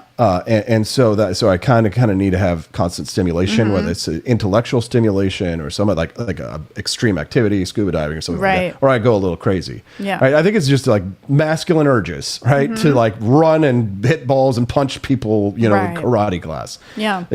Normal, healthy urges. So around 16, 17, or 18, I'm feeling a little bit, I don't know, just not in connection with the church. And so, at 18, I left the church when I wasn't required to go, because you live in your parents' house, you got to do it, right? So I left, and I started to read all of the atheist literature, like Richard Dawkins and Sam Harris, Letter to a Christian Nation, and Christopher Hitchens, who I still really admire and miss very much. And the new atheist movement came out during that time, and people were really listening to a lot. There's a lot of religious debates. Atheism was very popular. I remember in the early 2000s, a lot of people were coming out as atheists. A lot, yeah. And there were like atheist YouTubers and like a lot of like debates, not just online debates, but they had like major debates. And they would do it in cathedrals. And I've watched so many of these debates with Richard Dawkins and Daniel Dennett and Christopher Hitchens, and there would be verses like priests and rabbis and Christian ministers and things. And so, I really came of age, intellectually at that time. And, I call myself an agnostic because I opened to the idea, right? But, you're more spiritual than I am.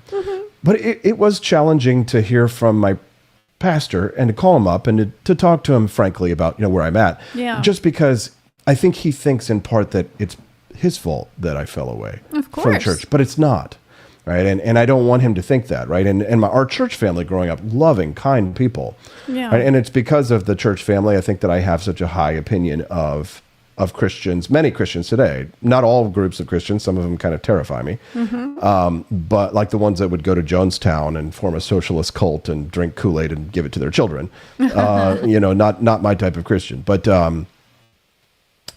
but you're more spiritual than I am, and you're a little bit more in touch with your spiritual side. But like for you, it was never really about doctrine as much, like the actual like letter and text of the law and memorizing the Bible or the Torah and all that kind of stuff. Right. For you, it's more spiritual thing is just more, I guess, metaphysical, you might say. Yeah, I like to feel one with the world. I really like the idea of meditation, yoga, being in nature, and just really thinking about how grand this world is and our existence, and thinking that there is so much more out there that I think exists.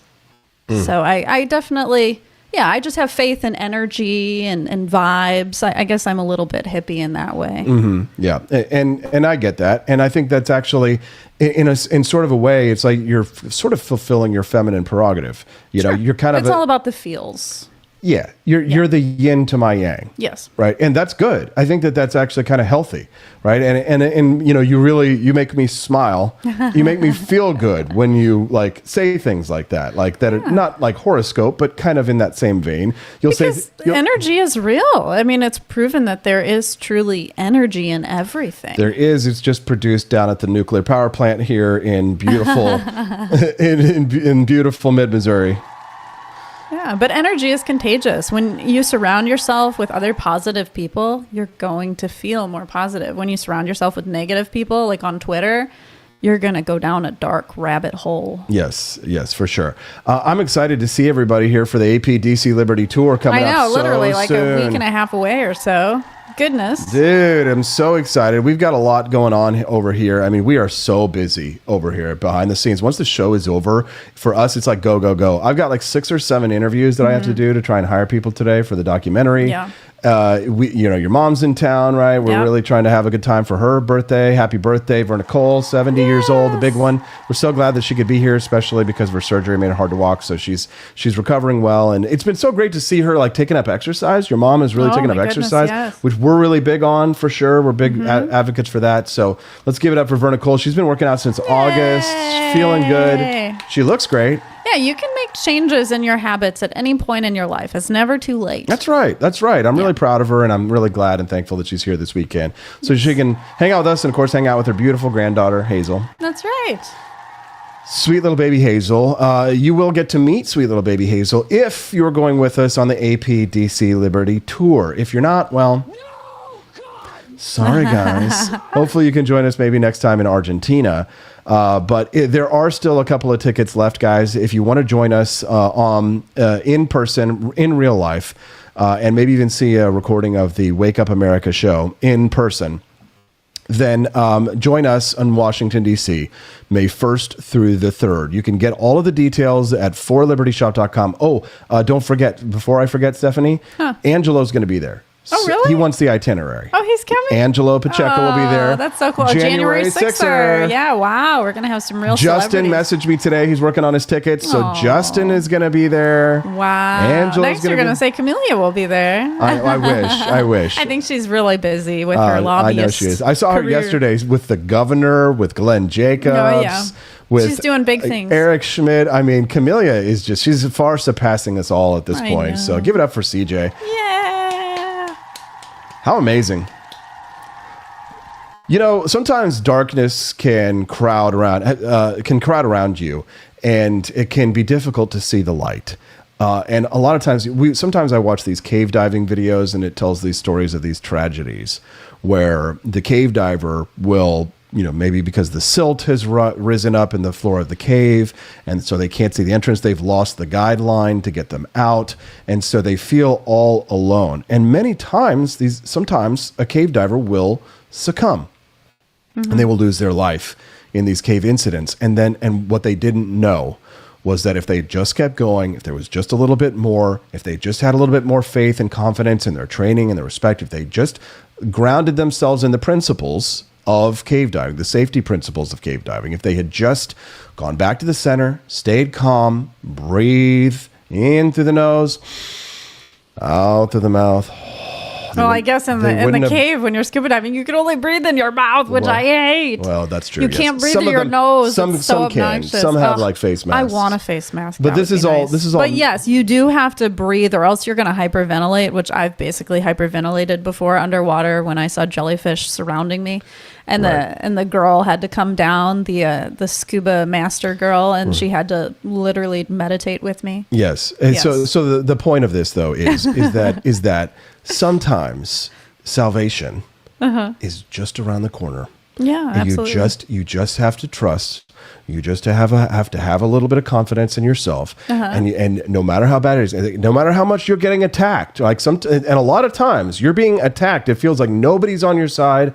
It doesn't feel like anybody's getting your back. Yeah. Right. And then Jesus saves. But the point of this, of course, is there's something for everybody to live for. Yes, of course. When it all comes down to it, there's usually a lot of people. Whenever I talk about suicide with people, they always say, "I could never do that because then my family would be affected, or because my dog would miss me, or because I would, miss doing a sport." So it's like there's always something that keeps you. There've been so many times in my life when I have felt alone and I have felt surrounded by enemies, and I have felt dejected, maybe a little depressed and defeated. Right. But I didn't know that hope was just around the corner. Remember, we had this kind of situation recently, of course. and then all of a sudden, boom, there it was. Oh yeah, the light. Tomorrow's always a new day. Absolutely. Yeah. And so I love this metaphor. I think it's perfect, especially for us as we kind of end this show, this discussion on Good Friday and Passover and Easter is coming. He is risen, because I think many people are searching for a savior. Yeah. Right. Some people might need a savior. Other people might need to look internally. They might need to look inside to see that they have inside of them. And some would say that this is, Jesus is as their savior, that Christ lives within them or resides within them. Right. And so they may say that they need to have faith. Right. And have faith in that would come from within as a manifestation of Jesus.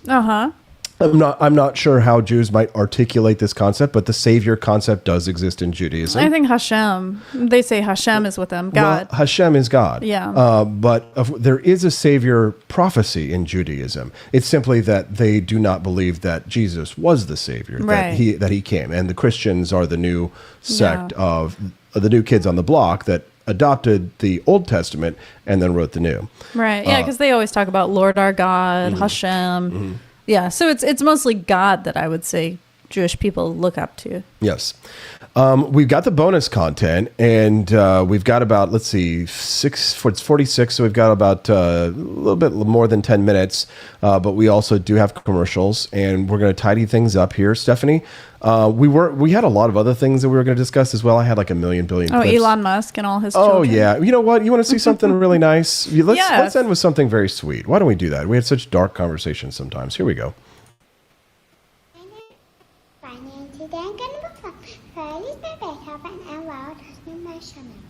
I was born in 2020 and today I'm going to perform for the World Open Companies. Oh my She was born in 2020. Oh my 5 years old. Watch this girl.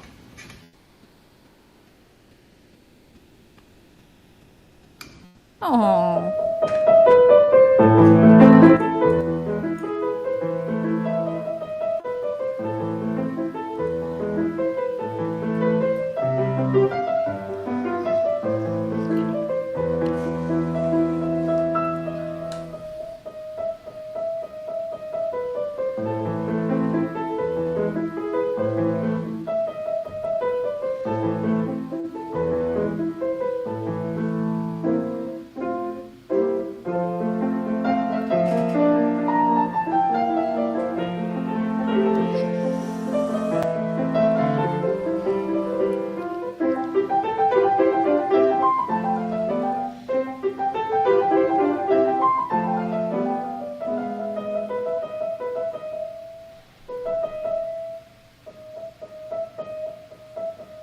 Her sense of rhythm is so good. Oh my gosh. You can tell she's really feeling it. She looks like an old woman, like when she's with all of her mannerisms. Look at her. 5 years old. Wow.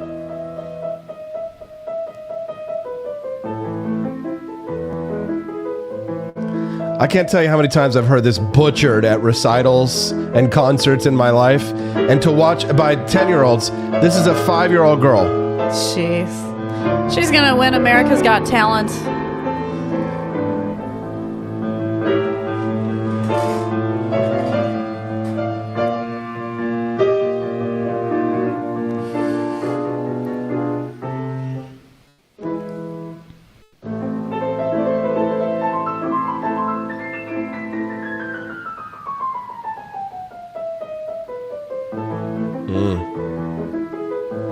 So good. Oh my goodness.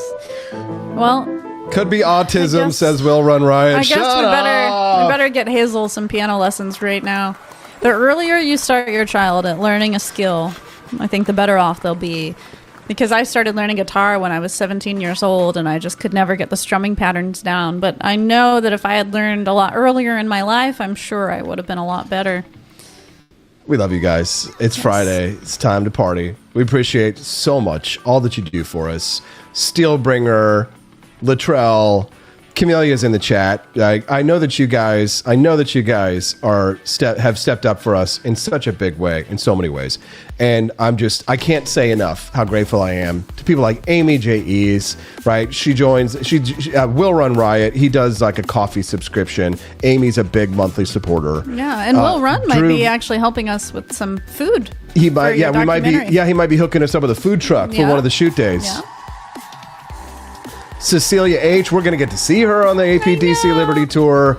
Steelbringer, he just gifted another sub. Thank you, sir. The financial contributions, of course, go to a good cause. They're going to help us to grow the Wake Up America shows for Liberty Network. And it's all thanks to you guys. People like Quest Fanning as well. And hopefully our new friend, Drake495, who just got gifted a sub, will stick around with us and come back and join us 5 days a week, Monday through Friday, 7 to 9 a.m. Central Time. That's the show.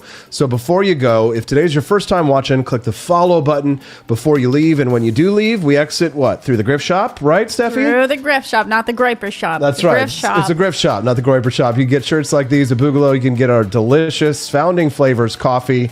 Jeffersonian Java is our #1 seller in the shop. You can't get beautiful redheaded Jewish girls like that, though. There's only one, and she's mine. It's the Wake Up America show on the 4 Liberty Network. Be free.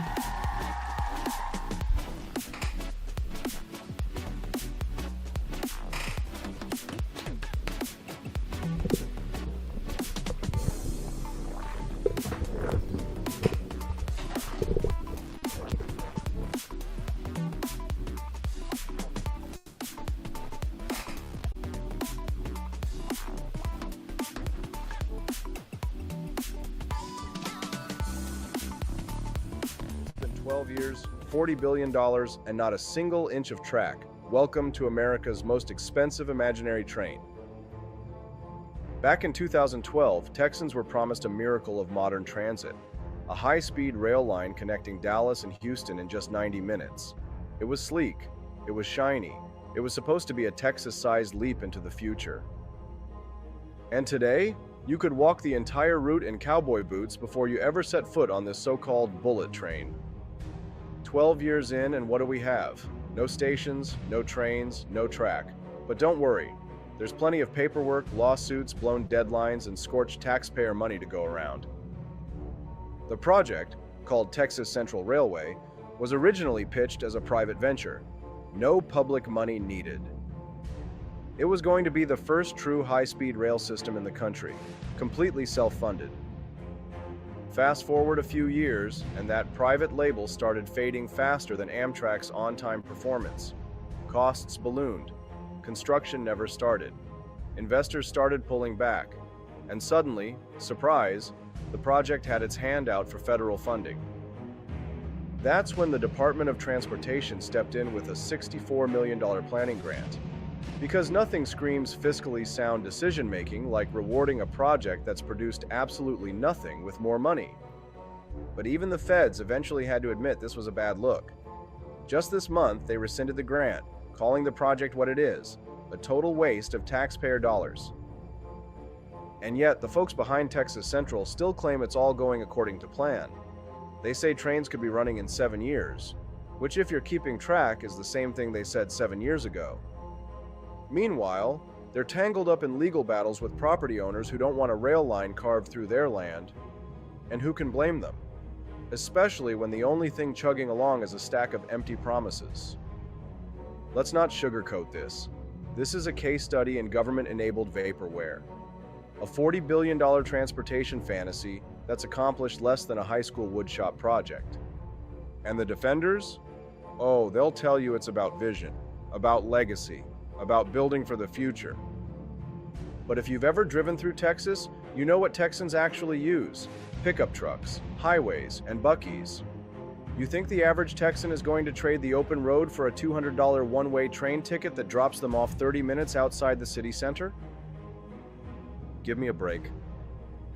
Let's play this out. Even if they finish this project by 2032, you'd be riding a train designed in 2012 with costs that escalated every year it was delayed, in a state where almost nobody wants to ride it. That's not innovation, that's transportation cosplay. And if you think this is just a Texas thing, think again. This is exactly how central planning works. Overpromise, underdeliver, and when it fails, ask for more money. Every time. Doesn't matter if it's rail, energy, broadband, or healthcare. The model is always the same. Failure equals justification for more funding. Because in the minds of these bureaucratic planners, nothing ever flops. It's just early. 12 years behind? That's just the planning phase. No track? Well, they're finalizing designs. No riders? Projected demand is strong. They'll never admit they built a shrine to nowhere. Instead, they'll commission another feasibility study, slap a new coat of branding on it, and try to convince Congress that this time it's gonna work. It's like a Ponzi scheme in slow motion, except instead of scamming retirees, it's bleeding taxpayers dry. And if you're wondering where all that money went, consultants, attorneys, PR firms, planners, and enough environmental impact studies to wallpaper the Alamo, you know who didn't get a dime? Anyone actually building a train? This whole debacle is proof that when government and big ideas collide, the result isn't progress, it's paralysis with a billion-dollar price tag. And if you're wondering what happens next, here's a spoiler. More press releases, more revised timelines, and still no train. Thanks for tuning in. If you enjoy watching bureaucratic boondoggles get skewered with a little common sense and a lot of sarcasm, check out what we're building at forlibertyshop.com. That's where we turn frustration into fuel and into t-shirts, mugs, and merch that actually arrives on time, unlike this mythical bullet train. Visit forlibertyshop.com now. Pick something up, look great, and remind the world that freedom travels a lot faster than government-funded rail. See you next time.